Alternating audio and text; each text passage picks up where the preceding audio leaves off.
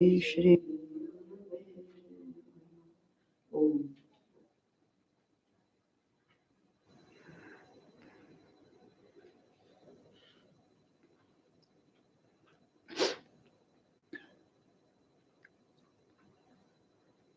ओम सहना भवतु सहनो भुनक्तु सह वीर्यं करवावहै तेजस्विनावधीतमस्तु मा विद्विषावहै।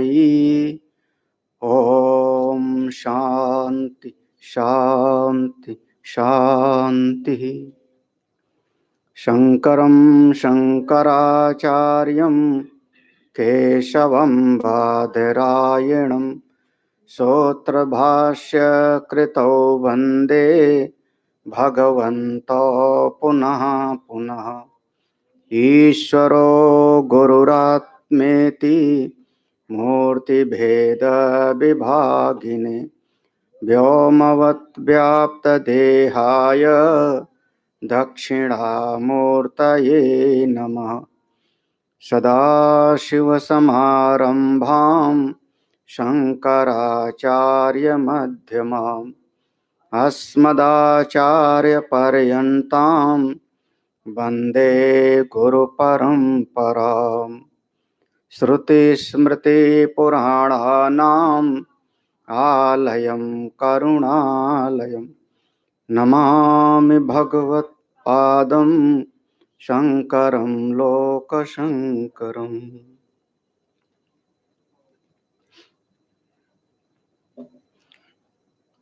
अध्यात्म विद्या केंद्र में प्रातः स्मरणीय पूज्यपाद स्वामी प्रेमपुरी जी महाराज को वंदन नमन। सभी संत जन को वंदन। आत्मस्वरूप सभी भक्तजन।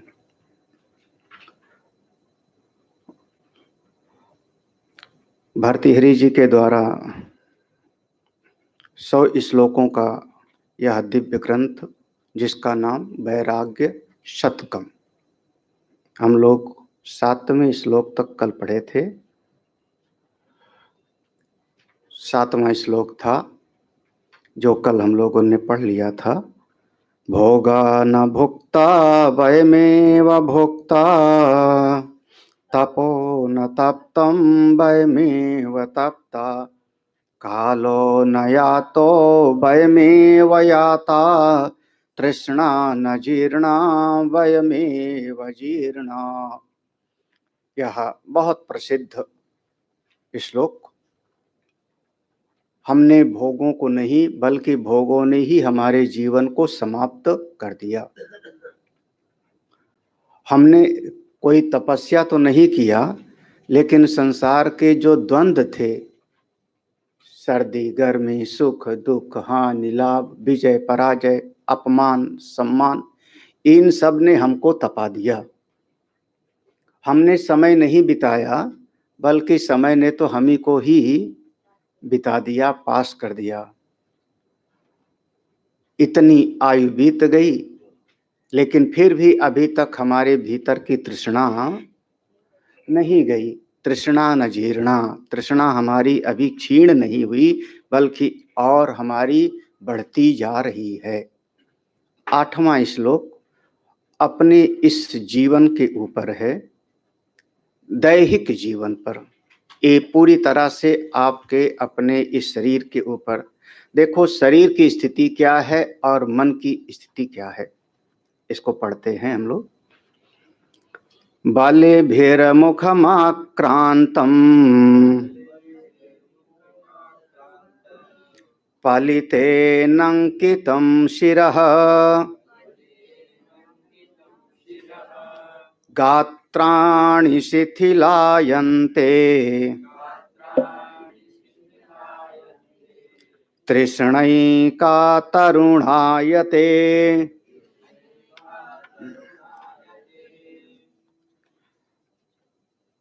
हमारे शरीर की स्थिति क्या हो गई। बलिभी, जो बलिभी है इसका अर्थ होता है हमारे चेहरे पर ये जो झुर्रियां पड़ गई, जो चेहरे पर सिकन पड़ गई, झुर्री पड़ गई, हमारी स्किन थोड़ा सा ढीली हो गई, तो बल्भी माने झुर्री, हमारे चेहरे की जो है वो सिकन। तो मुखम आक्रांतम, हमारे पूरे चेहरे पर जो हमारा यह स्किन थी वह पूरा का पूरा झुर्रियों से ग्रस्त हो गई। बल्भी मुखम आक्रांतम, हमारा पूरा का पूरा यह शरीर झुर्रियों से चारों तरफ व्याप्त हो गई। पलितेन शिरः अंकितम, पलितेन, ये पलितेन शब्द जो है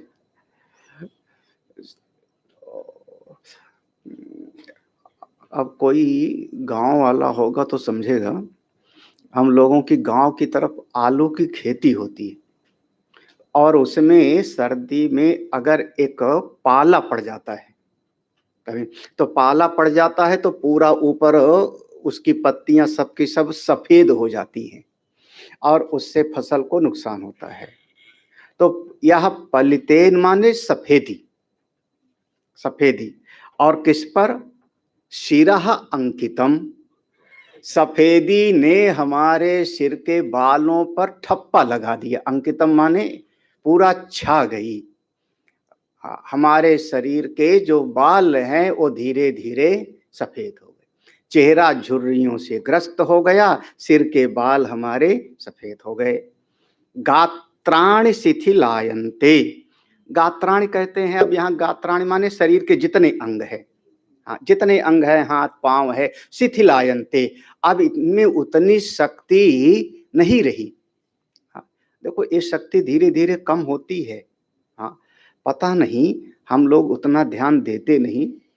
जो बच्चा है उस बच्चे में शक्ति का विकास होता है। हाँ, आदमी सोचता है कि मैं जवान हो गया तो ज्यादा ताकत वाला हो गया, तो ताकत इसमें बढ़ गई कि बच्चा 5 किलो का वजन नहीं उठा सकता, जुआ आदमी 25 किलो का वजन हाथ से उठा लेगा, इस दृष्टि से तो बढ़ गई। लेकिन एक 4 महीने का, 6 महीने का बच्चा जितनी देर तक पांव फेंक करके खेल सकता है उतनी देर तक जवान खेल के दिखावे, संभव नहीं होगा। तो शक्ति हमारी धीरे धीरे क्षीण हो रही।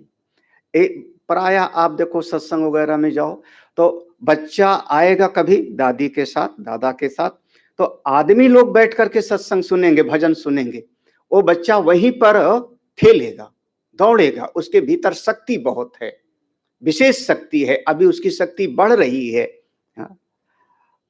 धीरे धीरे धीरे धीरे जब हमारी अवस्था और बड़ी हो जाती है और बड़ी हो जाती है, हम वृद्धावस्था की तरफ आते हैं, तो हमारे शरीर की शक्तियां कम होने लगती है। उतनी दूर तक देख नहीं सकते, उतना हम सुन नहीं सकते, उतना भोजन भी पचा नहीं सकते। बड़ा विचित्र जीवन है, कभी कभी इस पर विचार करो। बच्चे को खाने में रस नहीं है ज्यादा, उसको खाने में इतना रस नहीं है, बल्कि घर के लोग बच्चे के पीछे पीछे दौड़ते हैं, थोड़ा तू खा ले, थोड़ा खा ले, थोड़ा खा ले, और उसको खेलने में मजा है। हाँ, उसको ज्यादा उसमें रस नहीं आ रहा है। धीरे धीरे धीरे धीरे जैसे जैसे हमारे शरीर की शक्ति कम होने लगती है तो जीवा की शक्ति हमारी बढ़ने लगती है। जहां पर 4-6 बड़े लोग मिल जाएं, देखना यही चर्चा करेंगे कौन सा भोजन बढ़िया, कौन सा दुकान बढ़िया। हमको पता लगा कोई सुख सागर यहाँ दुकान है, किसी ने बताया। कैसे जो है, बच्चे से पूछो, उसको कोई लेना देना नहीं, उसको तो खेलने में अच्छा लगता है। शरीर की शक्ति हमारी धीरे धीरे क्षीण हो रही और भीतर की जो चाह है, मन की शक्ति, वो धीरे धीरे बढ़ रही है। कोई बच्चा कभी नहीं पूछता हमसे, अभी तक तो, आज तक तो पूछा नहीं कि 10 साल का बच्चा, 12 साल का बच्चा कभी पूछे स्वामी जी मन बड़ा परेशान करता है। आज तक तो मुझसे नहीं पूछा है, बल्कि समाज में ही जीवन है। बच्चा कभी नहीं पूछता कि मन बहुत पापी है, मन बड़ा चंचल है, मन बहुत परेशान कर रहा है, कोई बच्चा नहीं पूछता। क्यों? क्योंकि उसके अभी सामने उसका भविष्य है, उसको अभी काम करना है, उसके सामने समस्या ही नहीं है। जैसे जैसे हमारे शरीर की शक्ति बढ़ी, शरीर हमारा वृद्धावस्था की तरफ गया तो मन की चंचलता भी बढ़ती गई। हाँ, ऐसा विचित्र है, क्या कहो। भर्तृहरि जी कहते तृष्णा एक का तरुणायते। बताओ, शरीर के अंग शिथिल हो गए, चेहरे पर झुर्रियां पड़ गईं, बाल सफेद हो गए, ये सब शरीर की शक्तियां कम होती चली गईं, लेकिन तृष्णा और धीरे धीरे बढ़ती जा रही। भगवान जगत गुरु शंकराचार्य के श्लोक से मिलाओ। अंगम गलितम पलितम मुंडम दसन विहीनम जातम तुंडम वृद्धो याति गृहीत्वा दंडम तदपि न मुंचति आसा पिंडम भज गोविंदम भज गोविंदम गोविंदम भज मूढ़मते। पूरे श्लोक का भाव देखो, मिलाओगे तो मिलता जाता है। अंगम गलितम, शरीर के अंग शिथिल हो गए, पलितम मुंडम, सर के बाल सफेद हो गए, दांतों ने जवाब दे दिया, दसन विहीनम, दांत हमारे सबके सब चले गए, शरीर की अवस्था क्षीण हो गई, हाथ में एक छड़ी आ गई। उसके बावजूद भी यह जीव ऐसा है कि आशा रूपी गठरी को नहीं छोड़ता। धीरे धीरे धीरे धीरे हमको अपने आप को इस संसार से विड्रॉ करना आना चाहिए। हाँ, वो चीज आ जावे बहुत बढ़िया बात है। जब संसार में सब छूट ही रहा है ना, तो थोड़ा अब सोच समझ के विवेक के साथ छोड़ना शुरू कर दे में अपने आप को। चलो अगला श्लोक पढ़िए। ये 10 श्लोकों का 10 श्लोकों का एक क्रम है, तो 10 श्लोकों में तृष्णा के विषय में ज्यादा आया। 9वां श्लोक पढ़ते हैं।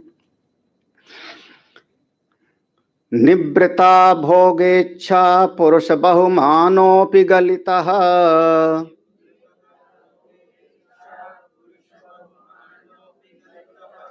समाना स्वरयाता सपदि सुहृदो जीवित समाह।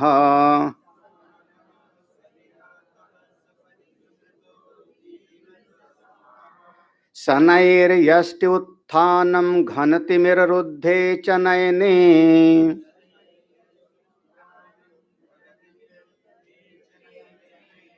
अहो मूढ़ा कायस्तदपि मरणापाय चकितः।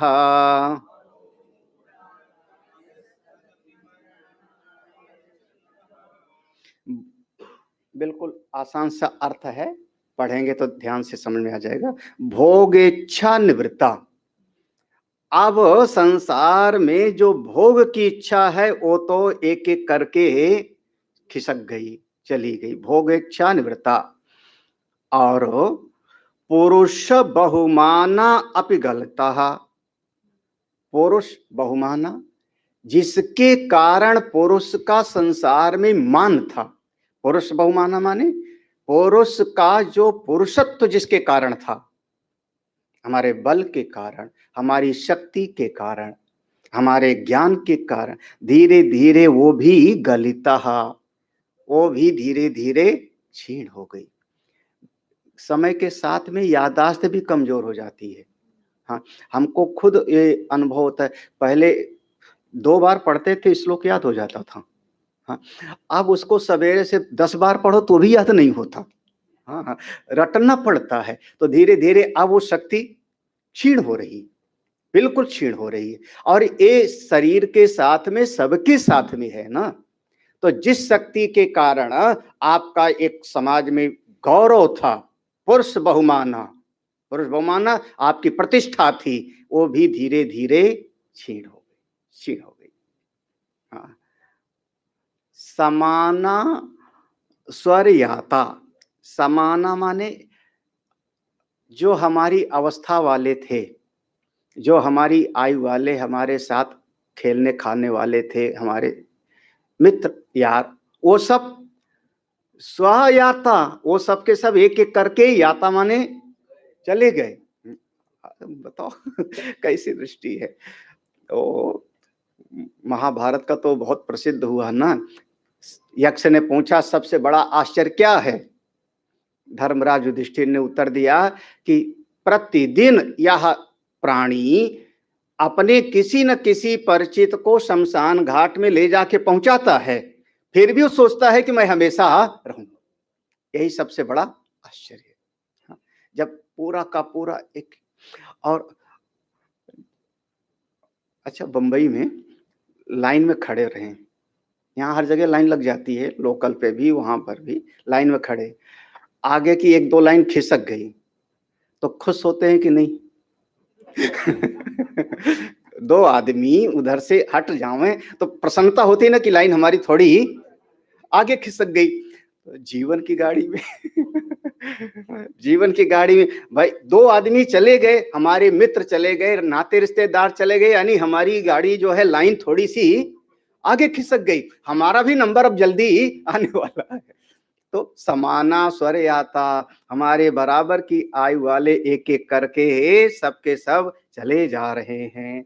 हाँ, सुहृदः, सुहृदः यहां पर क्या, इसको लाओ, जीवित समाह सुहृदः, जीवित समाह सुहृदः, जो हमारे बहुत हितैषी थे, बहुत हितैषी थे। कितना हितैषी, जिनको आप कहते हो हमारी जान से भी ज्यादा।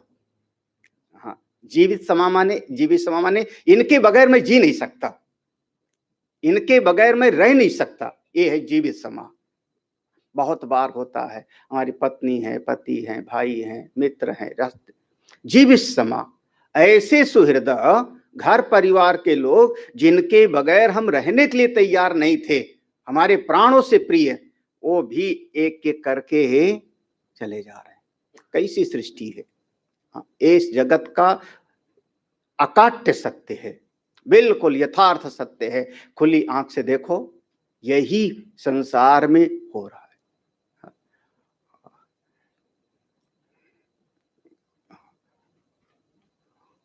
द्वापर युग में घटना है कि जब पांडु का शरीर छूटा तो माद्री उनके साथ सती हो जाती हैं। कुंती नहीं सती हुई, क्योंकि बच्चों की सुरक्षा कुंती कर सकती हैं, बच्चे छोटे हैं। ये द्वापर युग में था। तो त्रेता युग में जब दशरथ जी का शरीर छूटा तो कोई सती नहीं हुई थी।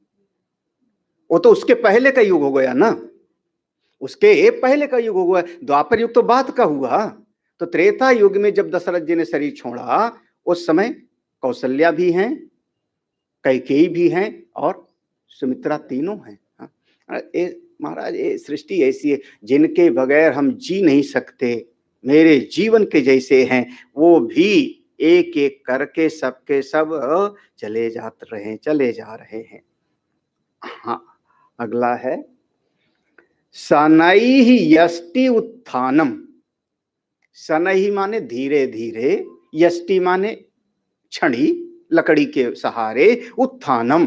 अब कहीं अगर हम बैठ गए तो खड़ा होना हुआ तो कैसे, बोले एक लकड़ी के साथ।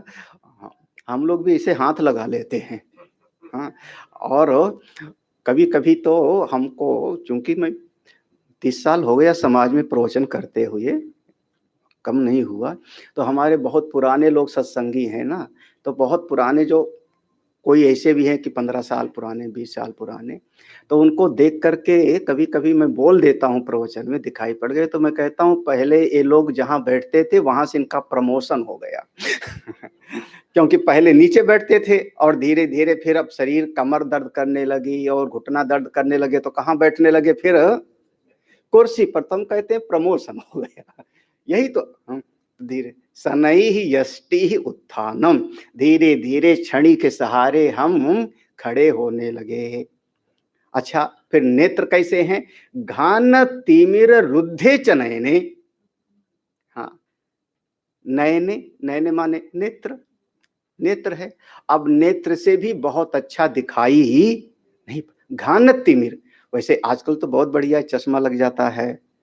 आजकल तो लेंस वाले भी कहते हैं जापानी लगाना है कि देसी लगाना है, इतना रुपया वाला या इतना रुपया वाला, आजकल तो हो जाता है। लेकिन कल्पना करो 200 साल पहले, 500 साल पहले, जब इतना जो है हमारा मेडिकल साइंस डेवलप नहीं था उस समय तो फिर आंख का अगर धीरे धीरे मोतियाबिंद भी आया या धीरे धीरे आंखों की ज्योति क्षीण हुई तो कोई उपाय नहीं था।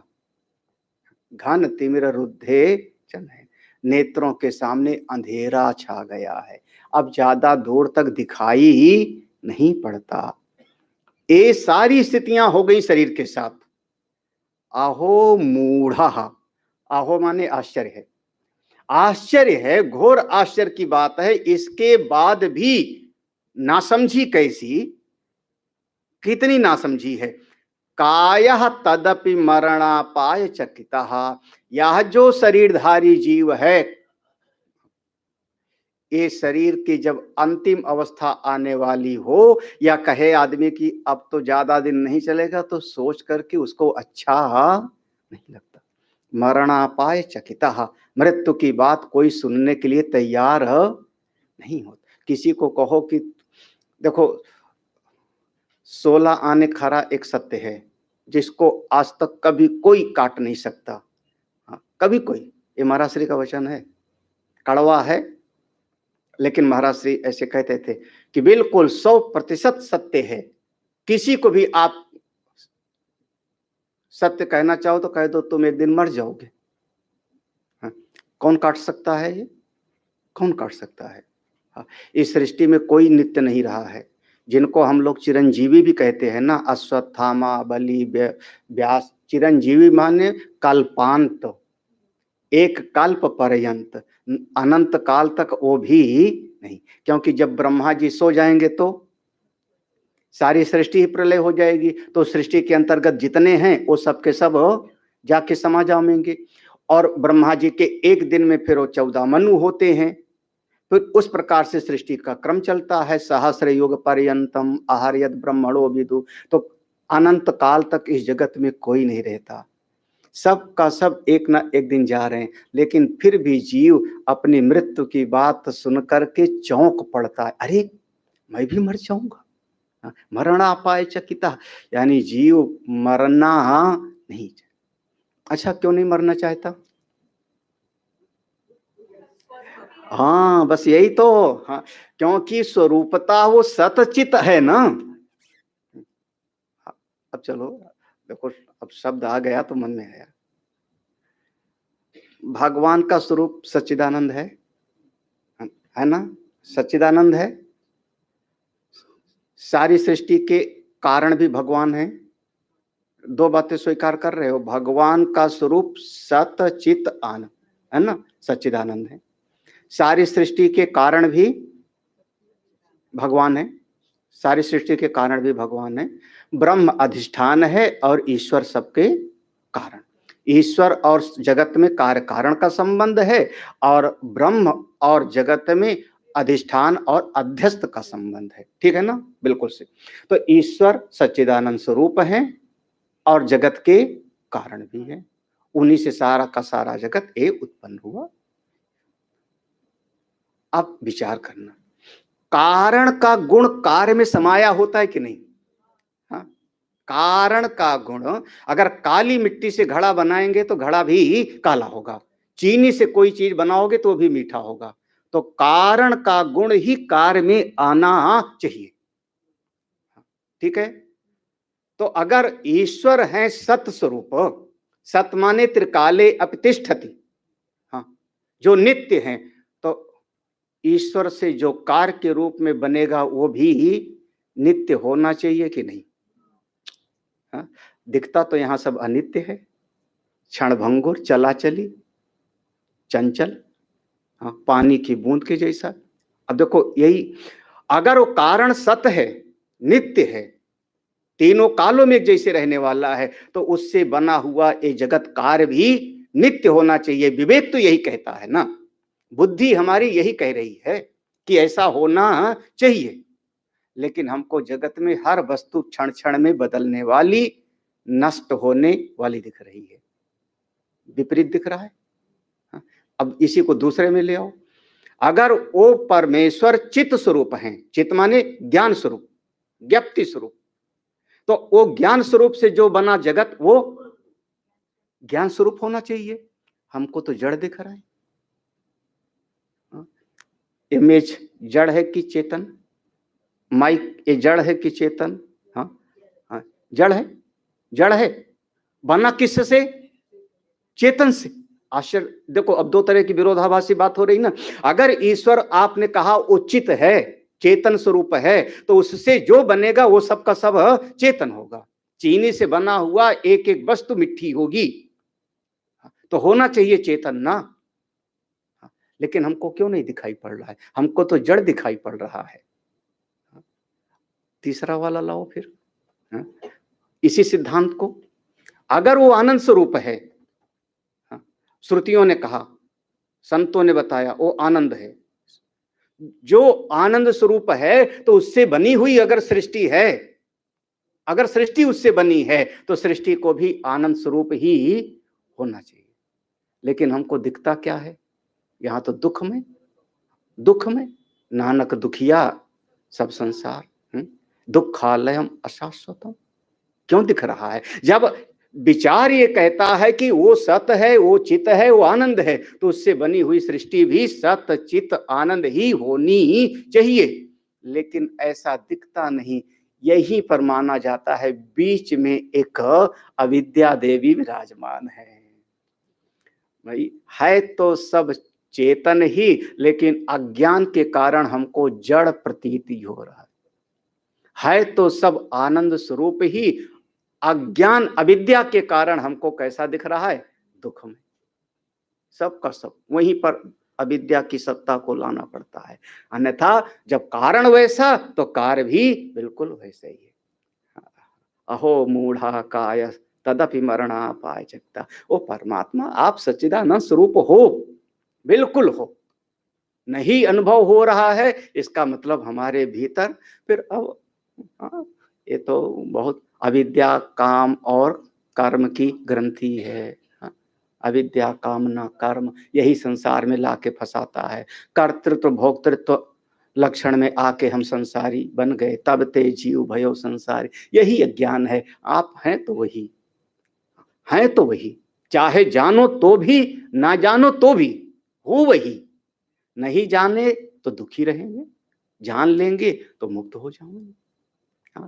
काहे का डरना? किस बात का डरना? ये शरीर मैं हूं ही नहीं।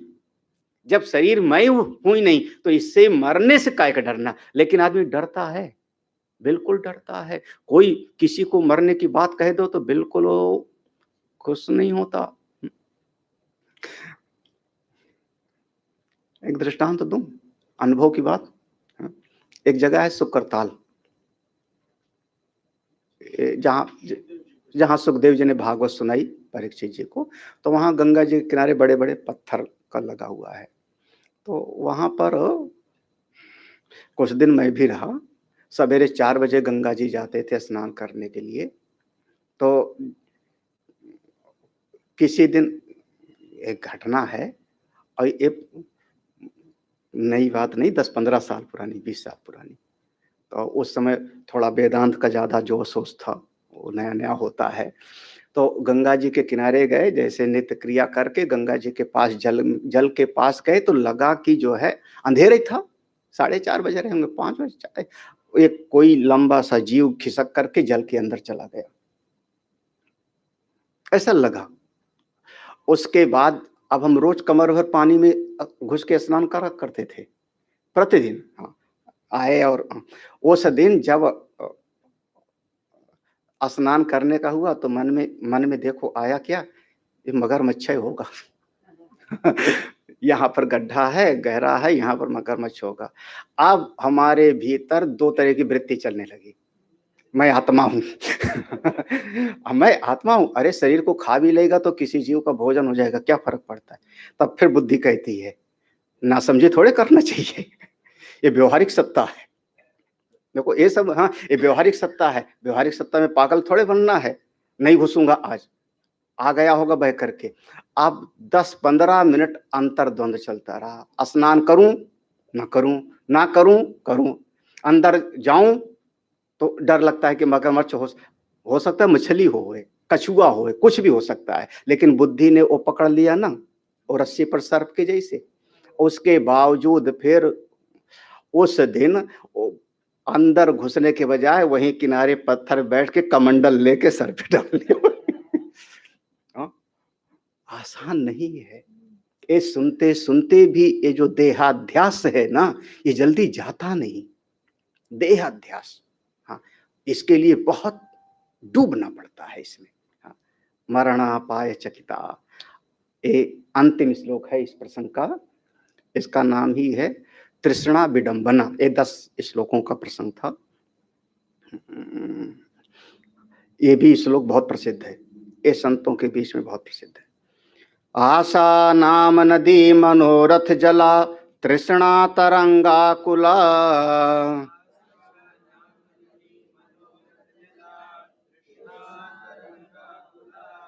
राग ग्राहवती वितर्ग विहिगा, धैर्य द्रुम ध्वंसिनी,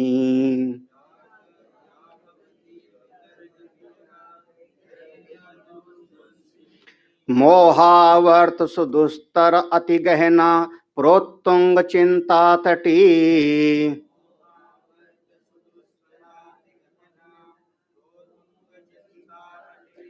तस्या परगता विशुद्ध मलसो, नंदन्ति योगीश्वराः।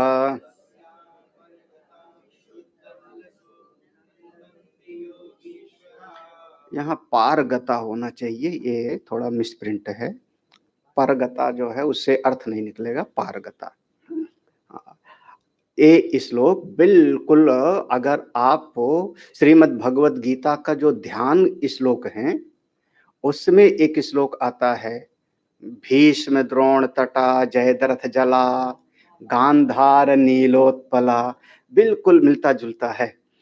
कैसा है? आशा नाम नदी, एक ऐसी नदी बहती जा रही है जिसका नाम है आशा।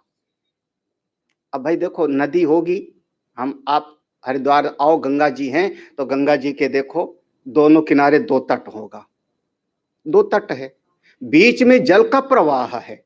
अगर जल का प्रवाह ना हो तो हम नदी नहीं कहेंगे फिर।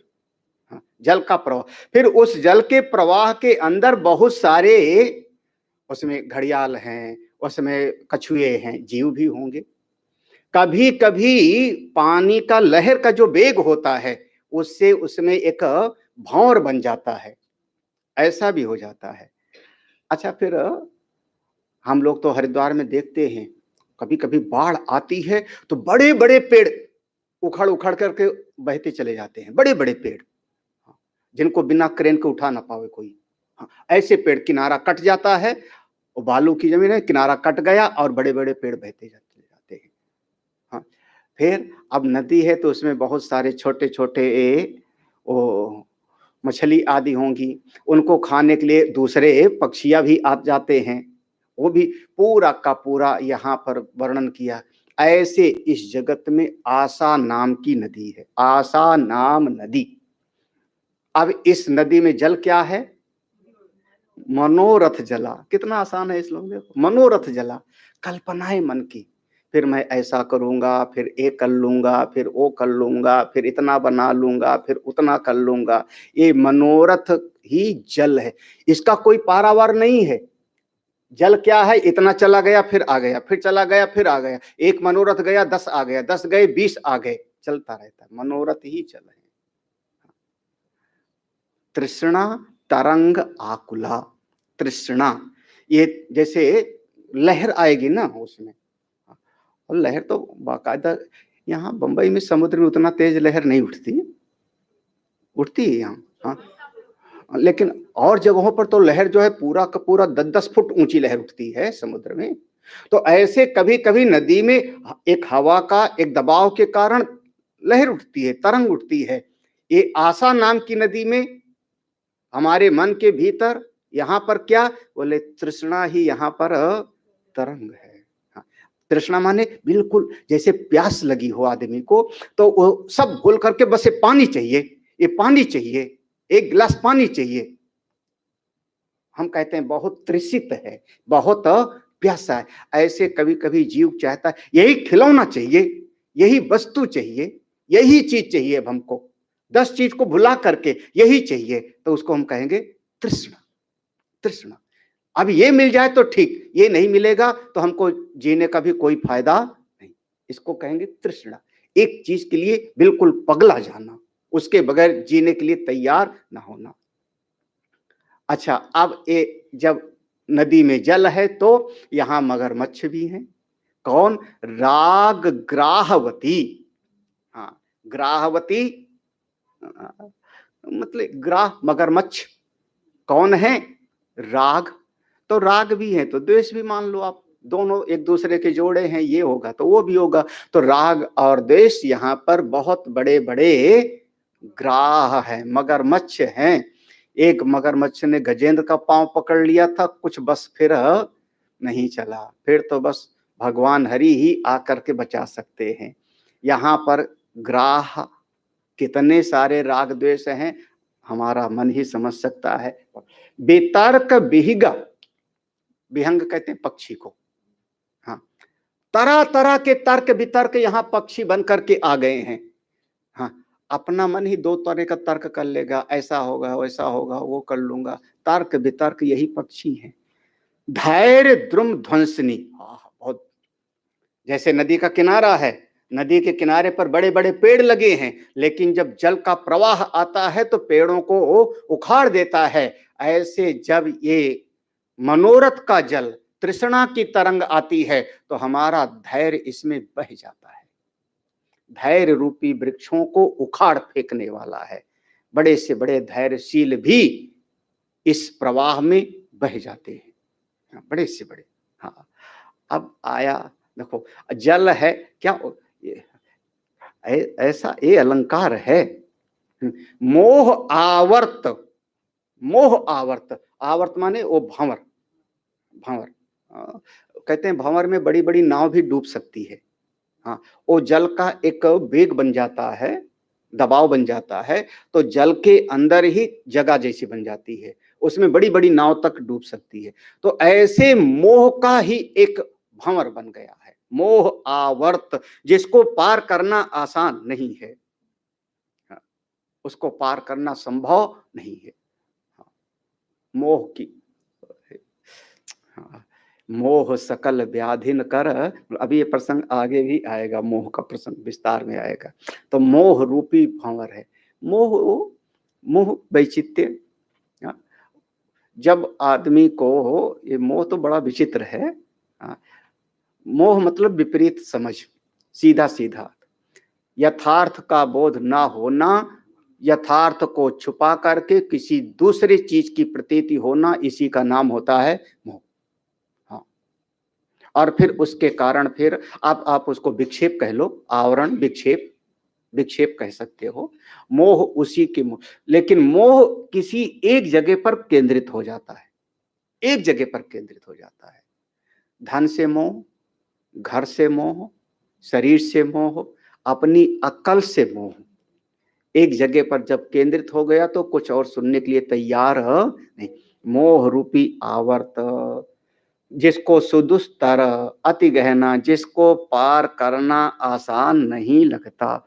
और कभी कभी, हाँ, प्राय नदी के किनारे जब देखोगे तो नदियों के किनारे का जो प्रवाह है प्राय ऐसा होता है कि एक किनारे तो ढाल होता है लंबा सा, और एक किनारे खड़ी चोटी होती है। गंगा जी में, नर्मदा जी में कभी देखा होगा तो एक किनारे खड़ी चोटी, वहां से नीचे आप जल्दी उतर भी नहीं सकते हो एक किनारे से, एक तरफ थोड़ा लंबा होता है। तो कभी कभी दोनों तरफ ऊंची ऊंची चोटियां हैं, जिसके बीच में से नदी का प्रवाह बह रहा है।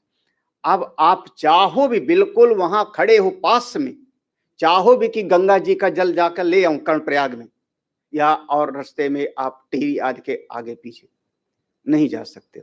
कोई जीव अगर वहां जल में डूब गए रहा है और चाहे कि भी उस पार चला जाऊं, तो वहां तो दोनों तरफ खड़ी खड़ी चट्टाने हैं, कैसे जावे क्या। तो ऐसे प्रोत्तुंग चिंता तटी, प्रोत्तुंग चिंता तटी, बड़ी, प्रोत्तुंग माने ऊंची ऊंची चट्टाने हैं। कौन सी? चिंता रूपी। चिंता की इस आशा नाम की नदी के दोनों तरफ ऊंची ऊंची पहाड़ियां हैं। कौन सी? चिंताओं की। इसको पार करना आसान तो है नहीं, इतना आसान तो नहीं है। तस्याह, तस्याह किसको? इस नदी को, इस नदी को पार गता, इस नदी को वही लोग पार कर सकते हैं। कौन? विशुद्ध, विशुद्ध मनस्सो। हाँ, यहाँ ला है ना, तो मनस्सो वहां पर ना कर लेना, वो हाँ ना होना चाहिए। विशुद्ध मनसा, जिनका मन पूरी तरह से शुद्ध है, ऐसे महापुरुष लोग ही इस नदी को पार कर सकते। बाकी तो सब इसी में डूब उतरा रहे, सब इसी में। हाँ। और अगर कोई पार कर गया इस नदी को तो नंदति योगीश्वरः, ऐसे योगी लोग, योगियों के ईश्वर अपने स्वरूप में आनंदित होते हैं। हम भगवान भाष्यकार का एक बहुत बढ़िया श्लोक, अब इसके साथ हमको याद आ रहा है मंजरिका स्तोत्र का। मन में प्रश्न आया कि ज्ञानी को पहचाने कैसे, तत्ववेत्ता की पहचान क्या? क्योंकि एक ज्ञानी बालक भी हो सकते हैं, एक ज्ञानी वृद्ध भी हो सकते हैं। एक ज्ञानी हो सकता है महल में भी हैं, और एक ज्ञानी हो सकता है कि जंगल में है। ऐसा भी हो सकता है एक ज्ञानी के पास बहुत सारी गोधन है, अनेकानेक, और ऐसा भी हो सकता है कि किसी के पास एक भी गाय तक नहीं है। हम पहचाने कैसे ज्ञानियों को, कैसे पहचाने? तो भगवान शंकराचार्य जी ने वही मंजरिका स्तोत्र में लिखा, वही का है, योगरतो वा भोगरतो वा संगरतो वा संगविहीना यस्य ब्रह्मणि रमते चित्तम नंदति नंदति नंदतेव भज गोविंदम भज गोविंदम गोविंदम भज मूढ़मति। योग रतो, हो सकता है कभी हमको दिखाई पड़े कि एक महात्मा योग साध रहे हैं। ये भी दिखाई पड़ सकता है कि भगवान कृष्ण 16,000 के बीच में है, महाराजा जनक महल के बीच में है, अनेक अनेक भोग सामग्रियों के बीच में लोग विराजमान हैं। ये भी संभव है। हाँ। संगरतो, ऐसा भी दिखाई पड़ सकता है कि एक महात्मा बहुत सारे समाज के बीच में बैठे हैं। यह भी दिखाई पड़ सकता है कि एक महात्मा बिल्कुल समाज से दूर एकांत में बैठे। इससे भीड़ में है कि अकेले बैठे हैं, इससे ज्ञान की पहचान नहीं हो पाएगी, है ना? इससे नहीं पहचान हो पाएगी। महल में है या जंगल में है, इससे नहीं पहचान हो पाएगी। यस्य, जिनका चित्त उस परब्रह्म परमात्मा में रमण करने लगता है, उनकी बस एक पहचान है, नंदति नंदति नंदंती। यहां पर नंदंत लिखा, नंदति एव, उनके जीवन में आनंद ही होता है, प्रसन्न ही रहते हैं, वो प्रसन्न ही रहते हैं। संतों ने वो भजन बनाया ना, वाह वाह हरी मौज फकीरा दी, कभी तो चावे चना चबे ना, कभी लपटदा खीरा दी, वाह वाह रे मौज फकीरा। एक उनकी एक पहचान है, उनकी अपनी मस्ती, उनका अपना स्वरूप में स्थिति। ज्ञान की पहचान है कि आप बिल्कुल इस जगत से निष्प्रभावी होकर के अपनी महिमा में विराजमान रहो, ये पहचान है। हाँ। अब ऐसा भी वर्णन है कि ऐसे ऐसे ज्ञानियों का वर्णन है कि उनको 2 दिन भिक्षा ही नहीं मिली कहीं पर। ये वर्णन है हमारे पुराणों में, 2 दिन तक भिक्षा भी नहीं मिली ब्रह्मवेत्ताओं के बारे। और ऐसे भी वर्णन है कि ब्रह्मवेत्ता बैठे हैं तो उनके चारों तरफ लोग ला ला करके सामग्रियां भेंट के रूप में रख रहे हैं। दोनों तरह का वर्णन है। अब जिनको 2 दिन भिक्षा नहीं मिली, अब उनको देख के मत समझ लेना कि वो कुछ है नहीं। हमारे बृहदारण्यक श्रुति में, बृहदारण्यक उपनिषद में तो वर्णन किया, सबने सुना होगा। याज्ञवल्क्य कहते हैं हमको गौ चाहिए, ब्रह्म ज्ञानियों को तो मैं नमस्कार करता हूं, हमको गौ चाहिए, हे सौम्य मेरा शिष्य गौ को लेके चलो। तो क्या लोभी है? वर्णन आता है, संभवतः सबको याद आएगा कि ज्ञानी कौन है? बोले वो कोई रैक को नाम के मुनि हैं, ढूंढो पता ही नहीं लगता। हाँ, बैलगाड़ी के नीचे बैठे हैं, सारे शरीर पर खुजली भी हुई है। ये पूरा वर्णन आया, शरीर अपना खुजाते हुए बैठे हैं, कहीं कोई पास में नहीं, टूटी हुई सी बैलगाड़ी के नीचे। हाँ, कौन है वो? ब्रह्मवेत्ता है, ब्रह्मवेत्ता है। कैसे पहचानोगे? बस पहचान एक है, नंदति नंदति नंदति। इस आशा नाम नदी को वही लोग पार कर सकते हैं जो ऐसे मन को शुद्ध कर लिए, योगियों के ईश्वर, जिनकी पहचान अपने स्वरूप में आनंदित होते हैं, आनंदित होते। बाकी तो संसार में सारे प्राणी इस आशा की नदी में डूबते उतराते रहते हैं। अब अगर हम कहते हैं कि यही बैतरणी नदी है तो क्या बुरा है?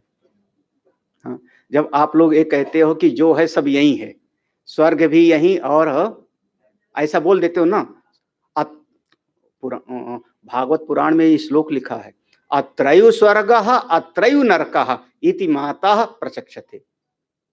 भागवत में 28 प्रकार के नरकों का विवरण किया, लेकिन भागवत में ये भी लिखा कि यही स्वर्ग है और यही, तो यही बैतरणी नाम की नदी भी तो होगी, वो भी तो यही। अब जब इसी में सारे डूब उतरा रहे हैं तो वही दुख में है। आप भगवान की कृपा है, इसके पार जाओ, बिल्कुल पार जाओ। क्यों? क्योंकि स्वरूप मेरा सत चित आनंद है, मैं उसी से बना हूं। हाँ, ये आप नहीं कह सकते कि आप उससे नहीं किसी और से बने, दुख वाली चीज से नहीं बने हो, तो उसी से बने। कभी भी मन में अगर जरा सी भी चिंता आ जाए तो सावधान हो, हम अपने स्वरूप से हट रहे हैं, अपने स्वरूप से हट रहे हैं। मन में अगर दुखाकार वृत्ति आ गई तो उसी क्षण आप सावधान होइए, ये मैं अपने स्वरूप से विपरीत जा रहा हूं, क्योंकि स्वरूप मेरा कुछ और है, तो मैं दुखी क्यों हो रहा, दुखाकार वृत्ति क्यों आई? अगर किसी इस समाज में किसी की बात से आपको चोट लगी तो तुरंत समझ लेना कि अब आप अपने स्वरूप से विपरीत जा रहे हो। क्यों? क्योंकि इस समाज में सारी सृष्टि में आपके अलावा कोई दूसरा है ही नहीं। एकत्वम अनुपश्यता, तो चोट देने वाला भी मेरा अपने ही तो है, गाली देने वाला भी तो अपना ही है, फिर किस बात की? अगर इस दृष्टि को समझ लो, इस नदी के पार चले जाते हैं। यहाँ पर एक प्रसंग पूरा होता है, इसके बाद जो है फिर से दूसरा दशक शुरू हो जाएगा, 10 श्लोकों का दूसरा शुरू हो जाएगा, और वो हम लोग कल से विचार करते हैं उसका, दूसरे दशक का। ये दूसरे दशक का नाम है विषय परित्याग विडंबना। विषय परित्याग विडंबना। तो 11वें श्लोक से और 20वें श्लोक तक हम लोग आगे कल से आ जाए। ओम शांति। ओम